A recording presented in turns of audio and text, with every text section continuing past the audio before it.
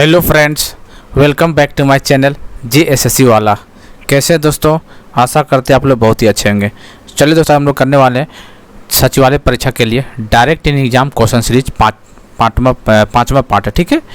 और कई लोगों को देखते हैं, कोई एक दो लोग को कमेंट आता है कि दोनों लैंग्वेज रखे। दोस्तों एक ही लैंग्वेज जहाँ पर हो पाता दोनों मार्क कर देते हैं। लेकिन दोस्तों आप लोग देखे होंगे कि जेई वाला में इंग्लिश में ही करवाते हैं, ठीक है, लेकिन सीजीएल वाला में हिंदी में करवाते हैं, क्योंकि जैसा डिमांड रहता है उस हिसाब से करवाते हैं। क्योंकि इसमें लोग मैक्सिमम लोग हिंदी मीडियम वाले हैं, ठीक है, सीजीएल वाले केस है। तो हालांकि जहाँ दिक्कत होगा वहाँ इंग्लिश में कर देंगे, कोई दिक्कत नहीं। कुछ तो वीडियो होता है वैसे, बाकी तो बाइलिंगुअल ही होता है कहाँ का, ठीक है। तो चिंता नहीं करना। जैसे आज मैक्सिमम जो क्वेश्चन होगा देखिएगा, जहाँ दिक्कत होगा हमें वहाँ इंग्लिश बता देंगे। हाँ, साइंस में दिक्कत होता है हिंदी इंग्लिश का, क्योंकि लैंग्वेज का प्रॉब्लम हो जाता है, लेकिन कोई दिक्कत नहीं, एडजस्ट कीजिए, सब ठीक हो जाएगा धीरे धीरे, ठीक है। धीरे धीरे करते करते सब ठीक हो जाएगा। और जैसा डिमांड आता है वैसे ही करते दोस्तों, ऐसा कुछ नहीं है, ठीक है। चलिए तो देखते हैं आज का क्वेश्चन क्या है। एग्जाम ओरिएंटेड महत्वपूर्ण सवाल करने वाले हैं, ठीक है दोस्तों। ज़्यादा क्वेश्चन नहीं, 15 से 20 सवाल लेते हैं, जो कि बहुत एग्जाम ओरिएंटेड बहुत ज़्यादा महत्वपूर्ण होने वाला है, ठीक है। इसलिए चैनल को सब्सक्राइब कर लीजिएगा, शेयर कर दीजिएगा, और टेलीग्राम चैनल GSSC वाले पर जुड़ जाइए। इसका लिंक हम डिस्क्रिप्शन में डाल देंगे, ठीक है। चलिए इसका प्ले लिस्ट बना दिया अलग से, सारा वीडियो को देख जाइए, बहुत काम आएगा एग्जाम में आपको। चलिए गर्मियों में दूध तेज़ी से दही में बदल जाता है, क्यों बदल जाता है? इंग्लिश में क्या बोलेंगे? Milk turn into curds faster in summer. क्यों बताइए? इंग्लिश में सुन लीजिएगा तो कोई दिक्कत नहीं होगा, ठीक है। तो इसमें क्या है देखिए, तापमान बढ़ने के साथ जीवाणु की वृद्धि भी बढ़ती है। कहने का मतलब है the growth of bacteria increases with the increase in temperature. इसका मतलब यही हो गया, ठीक है। The growth of bacteria increases with decrease in pressure air temperature. और इससे क्या होगा? तापमान समान रहने पर जीवाणु की वृद्धि कम हो जाती है। तो कहने का मतलब जो आंसर देखिए, गर्मियों में दूध तेज़ी से दही में बदल जाता है। इसलिए बदल जाता है दोस्तों क्योंकि दोस्तों तापमान बढ़ने के साथ जीवाणु की वृद्धि भी बढ़ जाती है। कहने का मतलब है कि the growth of bacteria increases with increase in temperature. जैसे बैक्टीरिया बढ़ता है वैसे टेम्परेचर बढ़ जाता है, ठीक है। इसलिए इसका आंसर पहला हो जाता है। थोड़ा सा इंग्लिश एडजस्ट कर लीजिएगा, बता दें, सुन लीजिएगा, ठीक है। चलिए, चावल के सूखी डंडियों में चावल के पृथक्करण में प्रयुक्त प्रक्रम को क्या कहते हैं? कहने का मतलब the process use in the separation of rice from paddy Salk. मतलब राइस को सेपरेट करना कहाँ से? पेडी साल्क से द्वारा। उसको क्या बोलते हैं? ठीक है, अब इतना हिंट मिल गया, आप क्या ही चाहिए बताइए। उसको क्या बोलते हैं? देखिए, इसको बोलते हैं हस्त चैन, मतलब हैंड पिकिंग बोलते हैं। थ्रेसिंग मतलब इंग्लिश में थ्रेसिंग ही बोलते हैं इसको। कोई निष्पावन का मतलब होता है विनोइंग बोलते हैं, WINN विनोइंग बोलते हैं। और चालन का मतलब है इसको सीविंग बोलते हैं, ठीक है। तब पता है तो चावल की सूखी डंडियाँ को चावल से पृथक्करण में प्रयुक्त रकम को क्या बोलते हैं? थ्रेसिंग बोलते हैं, याद रखिएगा, ठीक है। The process use in the separation of rice from paddy साल्क इज नोन एज थ्रेसिंग। ये बताइए।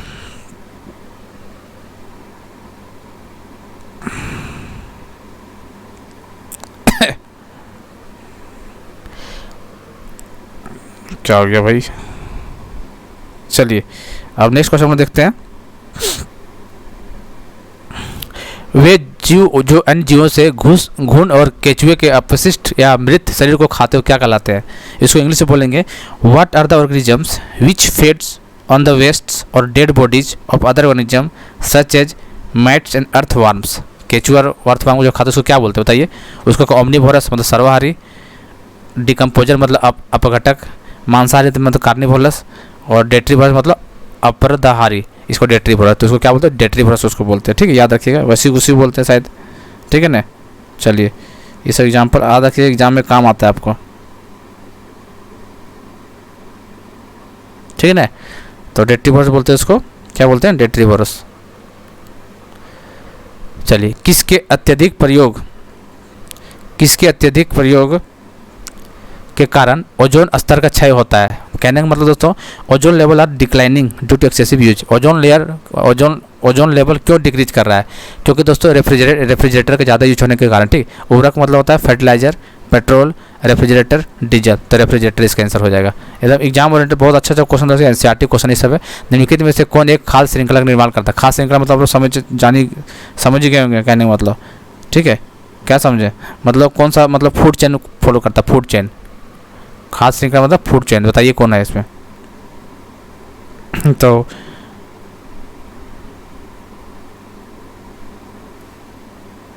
चलिए, तो क्या होता है? घास क्या खाएगा? घास बकरी को, बकरी मानव। तो ये फूड चेन इसको फॉलो करता है, ठीक है। तो देखिए इसमें क्वेश्चन पूछता है प्राइमरी प्रोड्यूसर, एक प्रोड्यूसर किसको बोलते हैं? प्राइमरी प्रोड्यूसर क्या होता है? ऑटोट्रफ होता है, क्वेश्चन पूछता है। ऑटोट्रफ होता है जो स्वयं खाना उन्हें बनाता है, और प्राइमरी प्रोड्यूसर बोलते हैं, ठीक है ना। उसको first level of trophic, primary producer के क्या बोलते हैं? फर्स्ट लेवल ऑफ ट्रॉफिक बोला जाता है, ये बात आपको याद रखना है, ठीक है ना।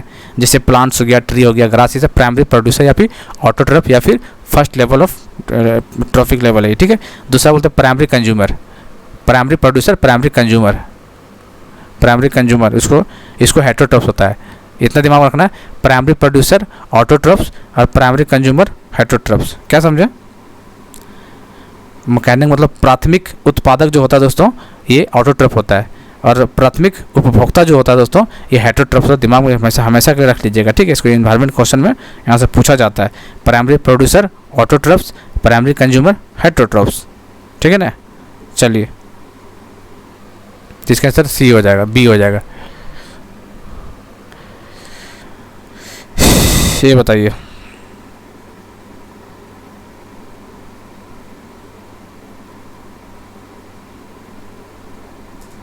बताइए ये क्या पूछा है?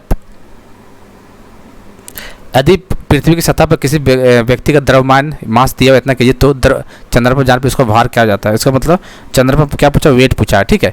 देखिए दोस्तों, मास पूछता तो मास तो सेम ही जाता है, या तो चंद्रमा यहाँ पे एक ही बराबर होता है, लेकिन वेट पूछा है तो पहले अर्थ पर वेट निकाल लीजिए। वेट क्या होता है? mg के बराबर नहीं होता है। mg मास दिया 120 और g कितना 9.81 लेना है, कुछ नहीं दिया है तो, लेकिन हम सहूलियत के 10 मान लेते हैं, 10 मान लेते हैं, तो कितना हो गया? 1200। आपको पता है दोस्तों, मून में पूछा है तो मास जो अर्थ पे मून पे कितना, तो 1/6 हो जाता है, तो डिवाइड कर दिए 6 से, 200, ठीक है। तो 200 आस में देखिएगा 200 का ही नहीं है दोस्तों, तो क्यों नहीं? क्योंकि 9.81 लेके लिखिएगा तो ये आंसर 196 आ जाएगा, ठीक है ना। तो हम 10 लेके बनाए ना, तो ऑप्शन देख लीजिए आसपास कौन है, 200 का आसपास 200 यही है। तो याद रखिएगा, वेट जो होता है दोस्तों, वेट जो होता है, भार जिसको बोलते हैं, वो पृथ्वी के निकाल के फिर मून पे निकालना है, तो उस पर 1/6 कर देना है। लेकिन मास पूछेगा तो हमेशा देखिए बराबर होता है दोनों का। कंफ्यूज मत होइए, क्वेश्चन घुमाने के लिए दे सकता है आपको। पृथ्वी पर गुरुत्वीय तत्वकरण का मान बताना है,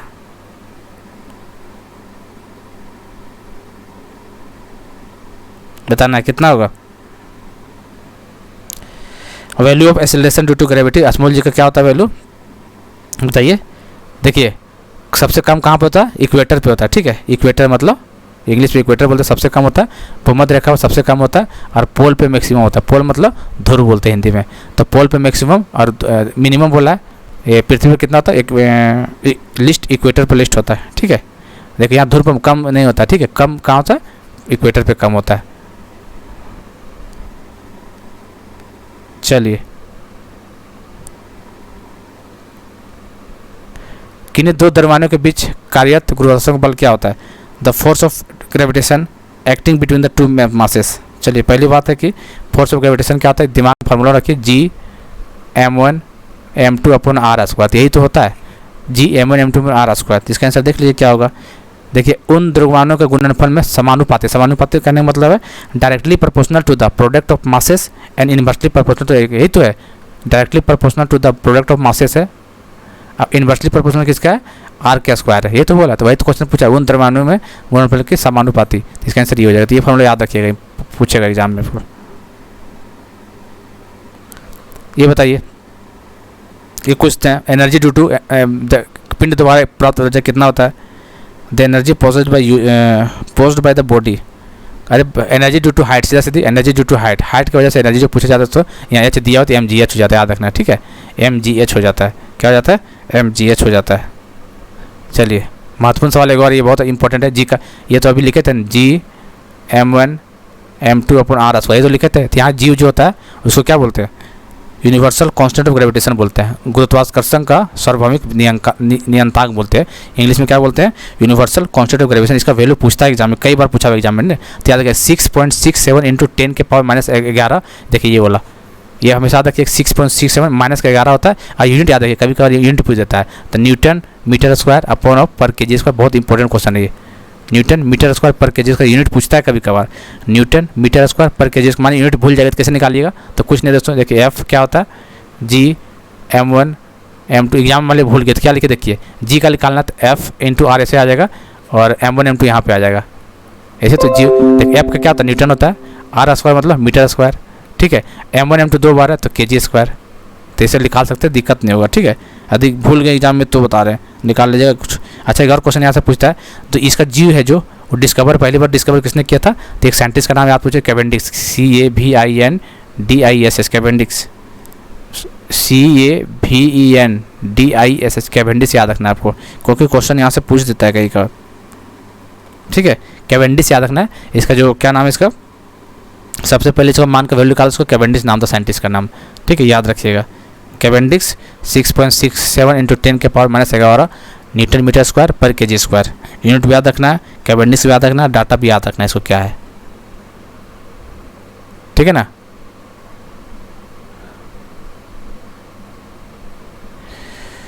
चलिए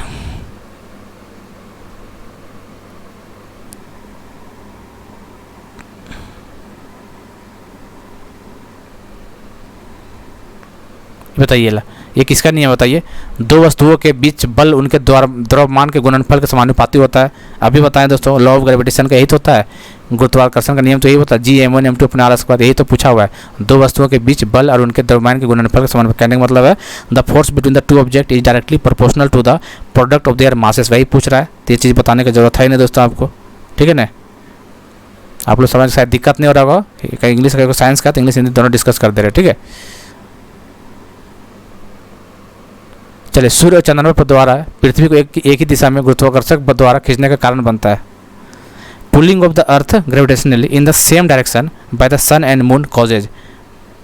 उच्च ज्वार भाटा मतलब हाई टाइड्स, निम्न मतलब लो टाइड्स। ये देखिए हाई टाइड हो गया, ये लो टाइड हो गया, ये नीप टाइड हो गया, और वसंत ज्वार मतलब स्प्रिंग टाइड। तो कहने का मतलब दोस्तों, जो pulling of the earth gravitationally in the same direction by the sun and the moon causes, क्या बोलते हैं, स्प्रिंग टाइड उसको बोलते हैं, बसंत ज्वार भाटा बोलते हैं उसको, ठीक है। हिंदी वाला तो देख लीजिएगा, लिखा है, कोई दिक्कत ही नहीं होगा यहाँ पे, ठीक है। चलिए आगे देखिए,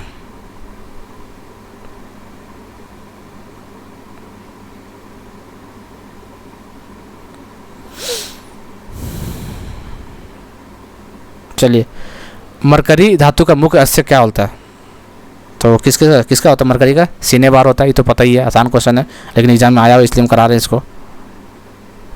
चलिए आगे देखते हैं, लोहे का शुद्धतम रूप कौन सा होता है, एक और important question. Purest form of iron, iron का प्योरेस्ट फॉर्म क्या होता है, प्योर फॉर्म जो क्या होता है, इस्पात मतलब स्टील होता है हिंदी में। ढलवा लोहा का मतलब क्या होता है, पिग आयरन बोलते हैं इसको, ठीक है। कच्चा लोहा मतलब कास्ट आयरन बोलते हैं, और गढ़ा लोहा मतलब राउट आयरन बोलते हैं, यही तो बोला। तो इसमें से कौन प्योर बताइए, तो क्या होता है, राउट आयरन जो होता है, इसमें गढ़ा लोहा क्या बोलते हैं इसको प्योरेस्ट फॉर्म आयरन होता है, राउट आयरन बोलते हैं जिसको इंग्लिश में, ठीक है। गड्ढा लोहा इसको बोलते हैं, ठीक है ना। चलिए अगला देखते हैं क्वेश्चन। उस तत्व का मूल नाम क्या था जिसे अब पोटेशियम कहा जाता है। देखिए क्वेश्चन आपके क्या बोलते हैं, किसमें कौन एग्जाम में आया था बताइए, अभी ये क्या नाम था, लैब असिस्टेंट लेवल क्वेश्चन आया था। देखिए, और जब देखिए क्वेश्चन आया था, हम आप लोग क्या अगले दिन ही आपको 20 एलिमेंट का नाम लिखा दिए थे, याद है कि इसका क्या नाम बोलते बताइए। तो पोटेशियम का क्या नाम था बताइए, पोटेशियम का क्या बिस्मथ था कि साल्टपेटर था, न्यूट्रॉन था, कैलियम था। पोटेशियम मतलब कैलियम बता चुके हैं ना, उसमें से 20 बताया तो उसमें 4-5 बोले थे कि इंपॉर्टेंट याद कर लीजिएगा, क्योंकि अलग नाम से अलग नाम में भी पूछेगा, सेम नाम नहीं पूछेगा। तो 4-5 बताया था, जाकर देख लीजिएगा दोस्तों, बार बार नहीं बताएंगे, ठीक है। पोटेशियम का कैलियम हो जाता है, ठीक है। टंगस्टन का बताया था, वॉल फ्रॉम, टंगस्टन का वॉल फ्रॉम बताए थे कि नहीं बताइए। कॉपर का क्यूपरम बताए थे, गोल्ड का भी बता चुके थे, एरोम गोल्ड वाला इंपॉर्टेंट, ये भी याद रखिएगा, AuRum गोल्ड का है ये, ठीक है। ऐसी चीज़ बता चुके हैं हम, ठीक है। लीड का प्लम्सम, लीड जो लीड होता है इसका क्या बताए थे हम, प्लम्सम बोलते हैं इसको। तो इससे चीज़ कुछ बता दिए थे आप, नहीं देखिएगा। सोडियम का भी बताए थे, नेट्रियम होता है सोडियम का, NaTrium, नेट्रियम होता है सोडियम का, जिसको NS लिखते हैं इसको। तो सब बता रखे, नहीं देखिएगा तो आपका प्रॉब्लम है, हो सके पूछ दे। तो निम्नलिखित में से कौन सा तत्व शब्दों का प्रयोग करने वाला पहला वैज्ञानिक था बताइए। Who among the following was the first scientist to use the word element, element word use करने का पहला साइंटिस्ट का नाम बताना है, रॉबर्ट्स बॉयल। क्या नाम था इसका, रॉबर्ट्स बॉयल था इसका नाम, रॉबर्ट्स बॉयल। क्या नाम है, निम्नलिखित में से कौन सा तत्व एलिमेंट का प्रयोग करने वाला पहला साइंटिस्ट का नाम था, Robert Boyle. Who among the following was the first scientist to use the word element, क्या नाम था, Robert Boyle, Robert Hooke, Robert Dalton. तो Robert Boyle is the right answer. चलिए, आधुनिक आवर्त सारणी में धातुएं, अधातुएं, अधातुएं, उपधातु और अधातुएं किस ब्लॉक में पाए जाते हैं? कहने का मतलब मेटल, मेटोलाइट और नॉन मेटल किसे पाया जाता है? SPDF 4 होता है, SPDF 4 ब्लॉक होता है दोस्तों। लेफ्ट वाला क्या बोलते हैं? लेफ्ट वाला S बोलते हैं, P वाला राइट में P वाला को, और जो बीच में होता है वो D बोलते हैं, इसका नीचे होता है F बोलते हैं, SPDF। तो किस में मेटल, नॉन मेटल, मेटल पाया जाता है? मतलब धातु, उपधातु और अधातु कैसे पाया जाता है दोस्तों? तो ये पाया जाता है आपका कौन से बताइए? मेटल, मेटोलाइट और नॉन मेटल कहाँ पे पाया जाता है बताइए?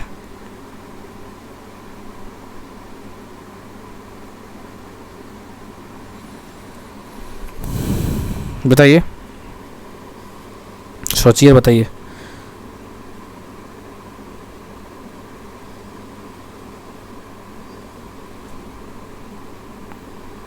चलिए, तो ऐसे ब्लॉक को क्या बोलते हैं दोस्तों? ऐसे ब्लॉक को क्या बोलते हैं? अल्कली मेटल और अल्कलाइन मेटल अर्थ बोलते हैं। डी ब्लॉक को ट्रांजिशन मेटल बोलते हैं, एलिमेंट बोलते हैं। और एफ ब्लॉक को इनर ट्रांजिशन बोला जाता है। तो पी ब्लॉक इसका आंसर हो जाएगा। क्या होगा? P block. पी ब्लॉक होगा ना? जी हाँ दोस्तों, पी ब्लॉक हो जाएगा इसका। ठीक है, चलिए, तो ये इंपॉर्टेंट क्वेश्चन है दोस्तों। बाकी ब्लॉक वगैरह देख लीजिएगा, मेटल कितना है, नॉन मेटल वगैरह, ये सब कितना आसान क्वेश्चन तो नहीं पूछा, लेकिन फिर भी देख के जाना पड़ेगा ना, क्या पता पूछ दिया तो। ठीक है ना? चलिए बताइए, तो 17 ग्रुप को क्या बोलते हैं नाम का? 17 ग्रुप को क्या नाम बोलते हैं बताना है आपको। देखते हैं कितना आपको रिवीजन है। 16वां ग्रुप को क्या नाम बोलते हैं? पीरियोडिक टेबल का बोल रहे हैं। और 15वां ग्रुप को क्या नाम बताइए? बताइए। हेलोजन। क्या बोलते हैं? हेलोजन। हेलोजन किसको बोलते हैं? हेलोजन। 17वां ग्रुप को हेलोजन। हेलोजन 17वां ग्रुप। 16वां को क्या बोलते हैं? चाल्कोजेन। CHAL, चाल्कोजेन बोलते हैं 16वां को। 15वां को क्या बोलते हैं बताइए? 15वां को क्या बोलते हैं? निक्टोजन। याद कीजिए, निक्टोजन। 15वां का निक्टोजन, चाल्कोजन, निक्टोजन, इसको काल्कोजन बोला जाता है इंग्लिश में, काल्कोजन।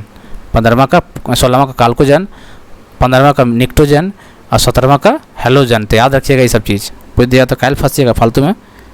ठीक है ना? चलिए, तो उम्मीद करते हैं दोस्तों क्वेश्चन अच्छा लग रहा होगा, तो और अच्छा क्वेश्चन लाएंगे एग्जाम ओरिएंटेड। इसका प्लेलिस्ट अलग से बना दिए हैं और न्यूमेरिकल भी करवाएंगे। फिजिक्स को बहुत कम करें, फिजिक्स को अच्छा से करवाएंगे, टेंशन मत लीजिए। ठीक है, चलिए।